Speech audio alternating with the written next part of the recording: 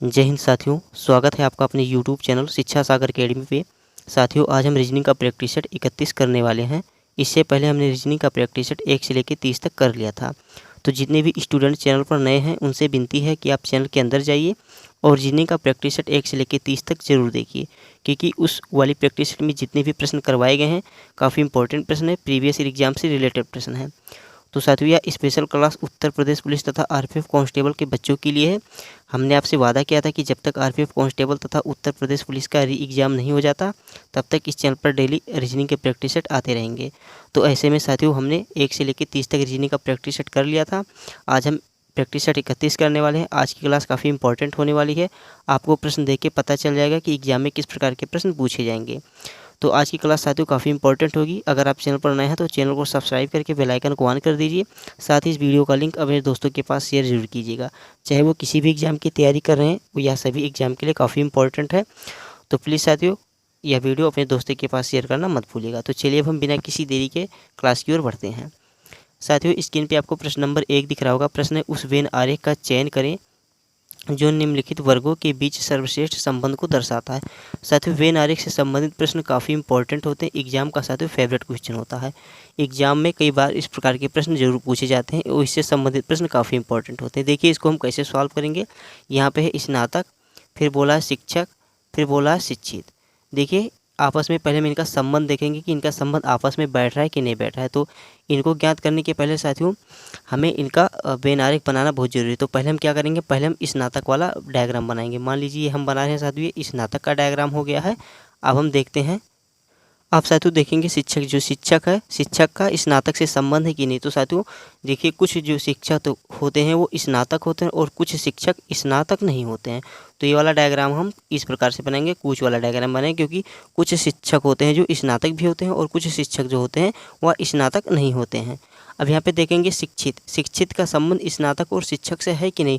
तो देखिए साथियों, जो स्नातक किया हुआ होते हैं वो भी शिक्षित होते हैं और शिक्षक तो शिक्षित होते ही हैं। तो इस प्रकार से इसका डायग्राम इस प्रकार से बनेगा, ये आ जाएगा साथियों शिक्षित में। तो अब हमारा ये वाला डायग्राम इस प्रकार से स्पष्ट रूप से बैठ रहा है। तो ऑप्शन में हम देखेंगे कि कौन सा ऑप्शन इससे मिल रहा है। तो ऑप्शन में साथियों ऑप्शन नंबर ए इससे मिल रहा है, तो ऑप्शन नंबर ए इसका राइट आंसर हो जाएगा। देखिए यहाँ पे हमें डायग्राम बनाना था स्नातक, शिक्षक और शिक्षित का। तो देखिए पहले हमने स्नातक का डायग्राम बनाया, फिर उसके बाद में शिक्षक का। तो कुछ शिक्षक जो होते हैं वह स्नातक भी होते हैं और कुछ शिक्षक स्नातक नहीं होते, तो इसीलिए इसका डायग्राम हमने कूच वाला बनाया था। अब उसके बाद में देखते हैं शिक्षित। तो जो शिक्षित होता है साथियों, स्नातक भी शिक्षित होते हैं और शिक्षक भी शिक्षित होते हैं। तो शिक्षित के अंतर्गत स्नातक और शिक्षक दोनों आएंगे, तो इसीलिए ऑप्शन नंबर ए इसका सही उत्तर हो जाएगा। चलिए अब हम प्रश्न नंबर 2 की ओर बढ़ते हैं। स्क्रीन पे आपको प्रश्न नंबर 2 दिख रहा होगा। प्रश्न नंबर है, निम्नलिखित में से कौन सा विकल्प तीसरे शब्द समूह से उसी प्रकार संबंधित है जैसा दूसरा शब्द समूह पहले से है। काफ़ी अच्छा प्रश्न साथियों, शब्द समूह से रिलेटेड प्रश्न है। यहाँ पे जैसे PTR का संबंध R38 से है, ठीक इसी प्रकार हमसे पूछा गया है IMK का संबंध क्या होगा, यानी क्वेश्चन मार्क के स्थान पे क्या आएगा। तो देखिए साथियों, यहाँ पे PTR लिखा है, फिर इसके बाद में यहाँ पे R18 लिखा है। तो IMK लिखा है, फिर उसके बाद में हमसे पूछा गया कि यहाँ पे क्या आएगा। तो देखिए P से पहले यहाँ पे क्या हो, तो P से पहले जब R यहाँ पे लिखा गया तो कुछ नहीं किया गया, इसमें +2 किया गया है।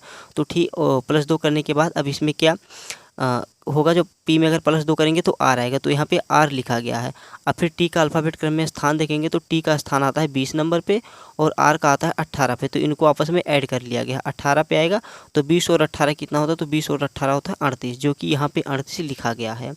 अब इसी प्रकार हम I वाला देख लेते हैं। तो अब हम क्या करेंगे, जिस प्रकार हमने P में +2 किया था, अब इसी प्रकार I में यदि हम +2 ऐड करेंगे तो क्या होगा, I में 2 ऐड करने पे K होता है। अब उसके बाद में M का अल्फ़ाबेट क्रम में स्थान कितना आता है, तो M का आता है 13 नंबर पे और K का आता है साथियों 11 नंबर पे। अब इनको क्या करेंगे, तो इनको आपस में ऐड करेंगे, तो 3 1 4 और 1 2, तो K 24 हमारा उत्तर आएगा। तो ऑप्शन में ऑप्शन नंबर डी K 24 है, तो ऑप्शन नंबर डी इसका राइट आंसर हो जाएगा। कुछ नहीं करना था, पहले हम P में +2 करना था, उसके बाद में T का अल्फ़ाबेट क्रम में स्थान कौन सा आता है, फिर R का था जो आता है उसको हमें लेके जोड़ देना था, बस वो हमें यहाँ पे लिख दिया गया। बस ठीक इसी प्रकार हमें IMK का भी करना था। तो हमने I में +2 ऐड किया, K आया, फिर M का अल्फ़ाबेट क्रम में स्थान देखा तो M का स्थान आता है 13 नंबर पे और K का आता है 11 नंबर पे। तो इनको आपस में ऐड किया गया, तो जोड़ने पे हमें 24 मिला, तो हमारा उत्तर आया K 24। तो K 24 इसका राइट आंसर हो गया। चलिए अब हम प्रश्न नंबर 3 की ओर बढ़ते हैं। साथियों स्क्रीन पे प्रश्न नंबर 3 दिखाई दिया है, काफ़ी इंपॉर्टेंट प्रश्न है। प्रश्न है निम्नलिखित में से कौन सा विकल्प दी गई श्रृंखला को पूर्ण करेगा। यहाँ पे है यम एन, फिर डैश है, यानी टोटल हमें साथियों श्रृंखला श्रेणी से रिलेटेड प्रश्न है। देखिए श्रृंखला श्रेणी से रिलेटेड प्रश्न को कैसे हम सॉल्व करते हैं। पहले हम देखेंगे कि कुल कितने अक्षर हैं, इनको हम पहले काउंट कर लेंगे। तो देखिए 1 2 3 4 5 6 7 8 9 10 11 12 13 14 15 16, टोटल साथियों 16 लेटर है। तो इनको क्या करेंगे, हम इनको 4 पार्ट में डिवाइड कर लेंगे। तो 1 2 3 4, एक पार्ट इसका ये डिवाइड किया गया, फिर 1 2 3 4 एक पार्ट इसको अलग किया गया, फिर 1 2 3 4 एक पार्ट ये, फिर 1 2 3 4 ये, यानी इसमें जो हम रिक्त स्थान है इसको हम कैसे भरेंगे। अब देखिए यहाँ पे यन है, फिर इसके बाद में पी है, तो देखेंगे यम और यन, इसके बाद में क्या आएगा। तो देखिए इसको भरने के पहले हम देखेंगे कि यहाँ पे यम और यन है। अब इसके बाद में यन के बाद यहाँ पे ध्यान से देखेंगे, जो यहाँ पे यन लिखा है, फिर इसके बाद क्या लिखा गया, तो ओ लिखा गया। तो ठीक इसी प्रकार यहाँ पे हम ओ लिख देंगे। अब देखिए हमारी श्रेणी बन गई, हमारी श्रेणी क्या बनी, यम एन ओ पी। तो हमें पता चल गया साथियों कि हमारा तरीका कौन सा बनेगा, यानी यम एन ओ पी के हिसाब से इसकी श्रृंखला भरी जाएगी। तो यहाँ पे हम क्या करेंगे, यम एन ओ, अब यहाँ पे हम पी भर देंगे। अब यहाँ पे क्या करेंगे, तो यहाँ पे भी हम यन लिखेंगे, यम एन ओ पी, फिर यहाँ पे यम, फिर यन लिखेंगे। तो हमारा तरीका साथियों M N O P, M N O P के रूप में बैठा था। अब देखिए अब हम इसको एक अलग स्थान पे लिखेंगे कि हमने क्या क्या इसमें भरा। तो देखिए हमने क्या भरा, हमने ओ भरा, हमने फिर पी भरा, फिर एम भरे, फिर एन भरा गया। तो देखिए O P M N, O P M N कहाँ पे मिला, तो ऑप्शन नंबर बी में देखेंगे, तो ऑप्शन नंबर बी में ओ पी एम एन मिल रहा है। तो ऑप्शन नंबर बी इसका राइट आंसर हो जाएगा। काफ़ी अच्छा प्रश्न था। इस प्रकार के प्रश्न को हमें ऐसे ही ज्ञात करना चाहिए। अगर इसमें ज़्यादा से ज़्यादा लेटर हो तो उसको हमें क्या करें, इसका पेयर हमें ना ज़्यादा और ना कम वाला बनाए, हमें मिडिल वाला पेयर बनाना चाहिए। जैसे यहाँ पे जो 16 लेटर थे साथियों, इसको हम चाहते तो इसको 8 पार्ट में भी डिवाइड कर सकते थे और 2 पार्ट में भी डिवाइड कर सकते थे, लेकिन हम इसको 8 और 2 में नहीं, इसको 4 पार्ट में डिवाइड किए। तो इससे हमारा तरीका बहुत जल्दी पता चला और हमारा उत्तर आसानी से निकल के चला आया। चलिए अब हम प्रश्न नंबर 4 की ओर बढ़ते हैं। स्क्रीन पे प्रश्न नंबर 4 है। प्रश्न है निम्नलिखित श्रृंखला में प्रश्न चिन्ह के स्थान पर कौन सी संख्या आएगी। काफ़ी अच्छा प्रश्न साथियों, यह भी श्रृंखला श्रेणी से रिलेटेड प्रश्न है। श्रृंखला श्रेणी से रिलेटेड प्रश्न कई प्रकार से पूछे जाते हैं। देखिए एक प्रकार से कहीं कहीं पे आपको शब्द एनोलॉजी का दे देगा, उसमें आपको शब्द के रूप में पूछ लिया जाएगा। कई प्रकार से आपको अंकों के रूप में पूछा जाएगा। अब यहाँ पे भी साथियों अंकों के रूप में पूछा गया, लेकिन अब देखिए इसको किस तरीके से इसको सॉल्व करेंगे। यहाँ पे 4 है, यहाँ पे 16 है, यहाँ पे 36, यहाँ पे 64 है, यहाँ पे 100 है, यहाँ पे 144 है, फिर 196, फिर बोला है कि क्वेश्चन मार्क के स्थान पे क्या आएगा। तो देखिए अगर हम ध्यान से इन अंकों को देखेंगे साथियों, तो किसी न किसी रूप से ये सभी अंक एक दूसरे के नहीं, ये किसी न किसी अंक के स्क्वायर हैं। और ये सभी अंक क्या हैं, तो किसी न किसी अंक के स्क्वायर लिखे गए हैं। तो हम क्या करेंगे, हम 4 को पहले देखेंगे कि इसका स्क्वायर। तो साथियों 4 जो है यह 2 का स्क्वायर है, फिर 16 जो है यह 4 का स्क्वायर है, 36 जो है यह 6 का स्क्वायर है, 64 जो है 8 का स्क्वायर है। तो हमें तरीका पता चल रहा है कि देखिए हमारे स्क्वायर किस प्रकार से बढ़े हैं, 2 2 4 2 6 2 8, यानी 2 2 प्लस ऐड करके इसके स्क्वायर बढ़े गए हैं। अब यहाँ पे देखिए 8 से प्लस 2 ऐड हुआ 10, तो 10 का स्क्वायर साथियों 100 होता है, तो 10 का स्क्वायर यहाँ पे लिखा गया है। अब फिर 144 किसका स्क्वायर होता है, तो 144 12 का स्क्वायर होता है, तो 12 का लिखा गया। अब 14 का स्क्वायर होता है 196, तो यहाँ पे 14 का स्क्वायर लिखा गया है। अब हमें यहाँ पे क्या करना है, देखिए साथियों हमारी श्रेणी किस प्रकार से बनी, 2 2 4 2 6 2 8 2 10 2 12 2 14। तो यहाँ पे हम क्या करेंगे, अब 16 का स्क्वायर करेंगे। यदि हम 16 का स्क्वायर करते हैं तो 16 16 में कितना होता है, तो 16 16 में होता है 256। तो ऑप्शन नंबर ए में है साथियों, ऑप्शन नंबर ए में 256 है, तो ऑप्शन नंबर ए इसका राइट आंसर हो जाएगा। काफ़ी अच्छा प्रश्न था साथियों। देखिए श्रृंखला श्रेणी से रिलेटेड प्रश्न कई प्रकार से आपसे पूछे जाएंगे, लेकिन यहाँ पे देखिए ये स्क्वायर के रूप में पूछा गया। कई बार क्या होता है, ये सभी अंक जो होते हैं किसी न किसी के एक क्यूब लिख दिए जाते हैं, यानी किसी न किसी अंक के घन लिख दिए जाते हैं, हमें फिर उस प्रकार से ज्ञात करना पड़ता है।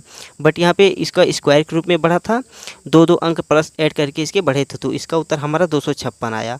तो काफ़ी अच्छा प्रश्न था। चलिए अब हम प्रश्न नंबर 5 की ओर बढ़ते हैं। साथियों अगर आपको वीडियो अच्छा लग रहा है तो प्लीज़ आप वीडियो को लाइक कर दीजिए। साथ ही अगर आप चैनल पर नए हैं तो चैनल को सब्सक्राइब करना मत भूलिएगा, और इस वीडियो का लिंक अपने दोस्तों के पास शेयर करना जरूर साथियों अपने दोस्तों के पास शेयर जरूर कीजिए। चलिए अब हम प्रश्न नंबर 5 की ओर बढ़ते हैं। स्क्रीन पे प्रश्न नंबर 5 है। प्रश्न निम्नलिखित 4 में से 3 संख्याएँ किसी निश्चित प्रकार से एक जैसी हैं और एक अलग है, उस संख्या का चयन करें जो अलग है। काफ़ी अच्छा प्रश्न है। बोला है साथियों इसमें 4 ऑप्शन है, एक ऑप्शन इनसे भिन्न है, जो इनसे भिन्न यानी जो अलग है वही इसका उत्तर हो जाएगा। तो बहुत ही अच्छा प्रश्न। देखिए इसको हम कैसे ज्ञात करेंगे, सभी अक्षर अंकों में दिए गए हैं। अब अंक वाले क्वेश्चन क्या होते हैं, एग्जाम में कई बार हमको टफ लगने लगते हैं, इसको हम सॉल्व नहीं कर पाते। तो देखिए इसको सॉल्व करने का तरीका क्या है। देखिए हमें अंक को कितने बड़े अंक लिखे गए ये हमें नहीं देखना, बस हमें इसका तरीका देखना कि इसको हम कैसे सॉल्व करेंगे। तो देखिए इसको सॉल्व करने का तरीका क्या है, जो ये सभी अंक लिखे गए हैं इनको आपस में हम क्या करेंगे, तो इनको आपस में ऐड कर लेंगे। तो देखिए अगर हम आपस में इनको ऐड करेंगे तो 7 8 कितना होता है 15, 15 1 16 और 16 5 कितना होता है 21 होता है। इनको आपस में ऐड करेंगे तो 21 आएगा। इनको भी आपस में ऐड करेंगे तो 6 9 कितना होता है 9 6 13 होता है साथियों। 13 1 14, सॉरी साथियों गलती से 13 निकल गया, लेकिन 6 9 होता है 15 होता है। 15 1 16 और 16 5 कितना होता है 21 होता है। 6 9 15, 15 1 16, 16 5 21, यह भी जोड़ने पे 21 आया। अब हम 8 8 7 कितना होता है 15 होता है। 15 1 16 और 16 5 कितना होता है, तो 16 5 21 होता है, जो कि यहाँ पे 21 यह भी जोड़ने पे है। अब हम ऑप्शन नंबर डी देखते हैं साथियों। हमें तो लगता है ऑप्शन नंबर डी ही इसका उत्तर हो जाएगा। देखिए 8 9 17, 17 1 18, 18 5 23, तो जोड़ने पे हमारा 23 आया।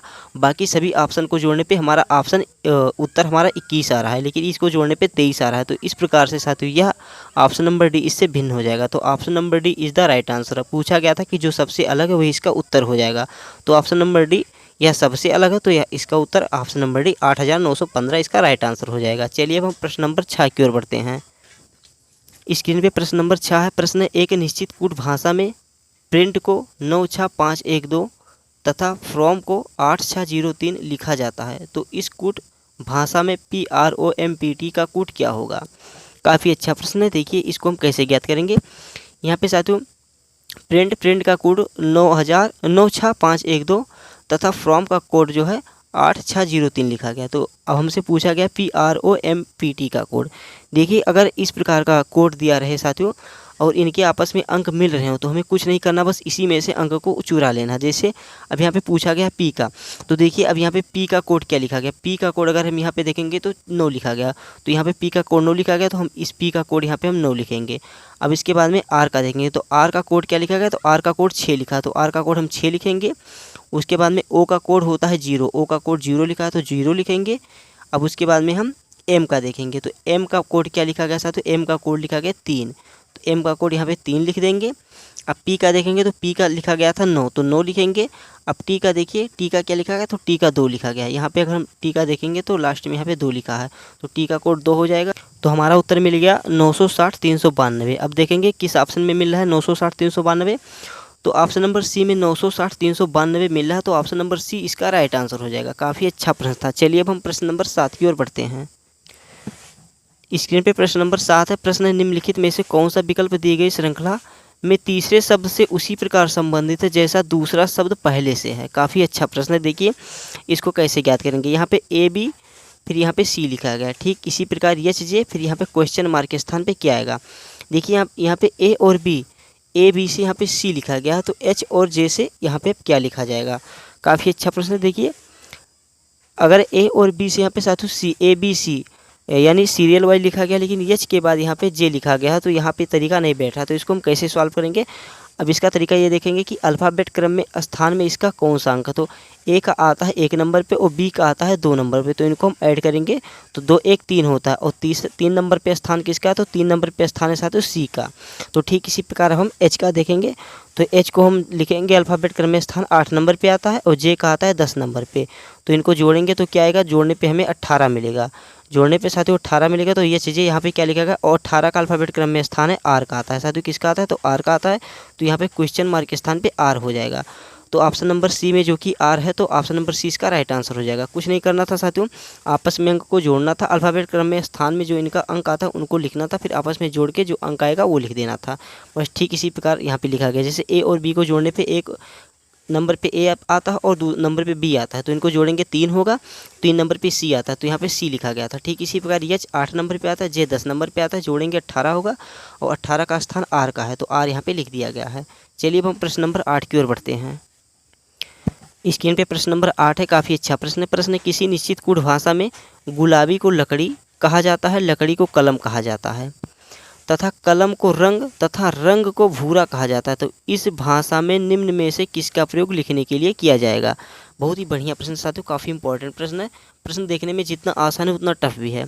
बच्चे क्या करते हैं, देखिए पूछा है कि किसका प्रयोग लिखने के लिए करेंगे, लिखने के लिए किसका प्रयोग करेंगे, तो बच्चे ज़्यादातर ऑप्शन सी में लगा के आएंगे, कलम का प्रयोग करेंगे। लेकिन अब हम देखिए ध्यान से पढ़ेंगे, प्रश्न बोला किसी निश्चित कूट भाषा में कलम को क्या बोला गया, कलम को साथियों, 1 मिनट में इसका कलर चेंज कर रहा हूँ, अब आपको समझ में आएगा। देखिए कलम, जो कलम है साथियों, कलम को क्या कहा गया है, तो कलम को रंग कहा गया है, कलम को क्या कहा गया है, रंग कहा गया है।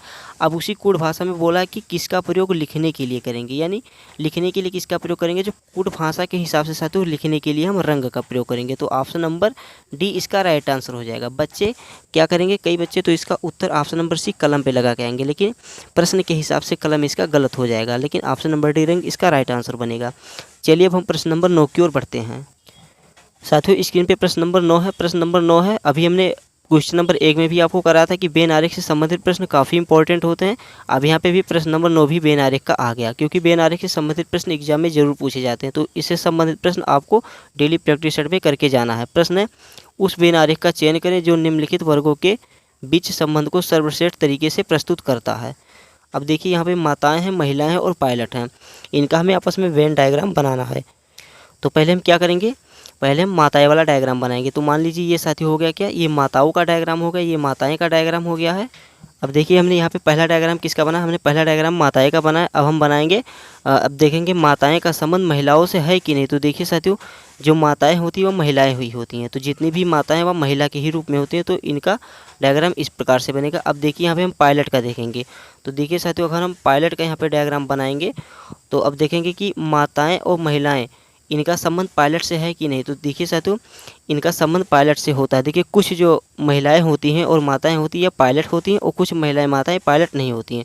तो इसीलिए ये वाला डायग्राम हमारा कूच वाला बनेगा। तो ये इस प्रकार से बनेगा, क्योंकि कुछ वाली महिलाएं जो हैं, कुछ महिलाएं जो माताएं भी हैं और पायलट भी हैं, और कुछ महिलाएं पायलट होती भी हैं।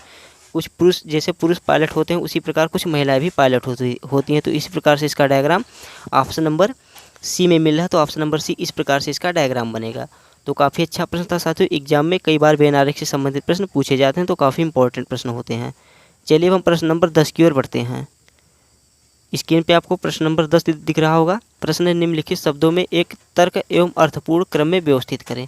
साथियों इसको मैं तर्क एवं अर्थपूर्ण में व्यवस्थित करना, जैसे ये 0 है, फिर उसके बाद में बड़ा, फिर उसके बाद में उससे बड़ा, यानी हमें एक तर्कपूर्ण और अर्थपूर्ण क्रम में व्यवस्थित करना। जैसे बच्चा है, फिर विवाह है, फिर शिशु है, फिर बेरोजगार है, फिर शिक्षा है। तो इसको हमें क्या करना है, इसको एक सीरियल वाइज, एक शुरू से लेके अंत तक, यानी छोटे से बड़े क्रम में इसको हमें लगाना है। तो देखिए इसको हम किस प्रकार से ज्ञात करेंगे। अब देखिए इसको हमें तर्क एवं अर्थपूर्ण क्रम में व्यवस्थित करना। तो देखिए पहले क्या होता है, पहले जो शिशु होता है, शिशु जो होता है, फिर शिशु होता है, शिशु क्या होता है, फिर बच्चा बनता है, क्या होता है, तो बच्चा बनता है, शिशु बच्चा बनता है। उसके बाद में जब वो थोड़ा बड़ा होता है, बच्चे के रूप में आता है, तो उसको क्या करते हैं, उसको स्कूल भेजते हैं, तो उसको शिक्षा देते हैं। तो अब यहाँ पे हम शिक्षा वाला कोड कितने पे, तो 5 नंबर पे, तो 5 यहाँ पे लिखेंगे। अब जब वो शिक्षा प्राप्त कर लेगा तो साथियों अब उसको रोज़गार की आवश्यकता होगी, तो उसको क्या कराएंगे, तो फिर वह अब रोज़गार के लिए जाएगा, तो रोज़गार पे जाएगा। उसके बाद में जब उसे रोज़गार मिल जाएगा तो उसकी शादी करा दी जाएगी, यानी फिर यहाँ पे आएगा विवाह। तो 3 1 5 4 2 हमारा उत्तर ऑप्शन नंबर बी 3 1 5 4 2 मिल रहा है। तो ऑप्शन नंबर बी इसका राइट आंसर हो जाएगा। बस साथियों आज प्रश्न यहीं तक थे। आशा करता हूँ आपको वीडियो अच्छा लगा होगा। साथियों अगर आपको वीडियो अच्छा लगा तो प्लीज़ आप वीडियो को लाइक कर दीजिए। साथ ही अगर आप चैनल पर नए हैं तो चैनल को सब्सक्राइब करना मत भूलिएगा। तो चलिए साथियों मिलते हैं हम कल वाली प्रैक्टिस सेट में। कल वाली प्रैक्टिस सेट काफ़ी इंपॉर्टेंट होने वाली है, तो कल वाली प्रैक्टिस सेट में मिलेंगे। तो तब तक के लिए जय हिंद, जय Bharat, Vande Mataram, take care, bye bye.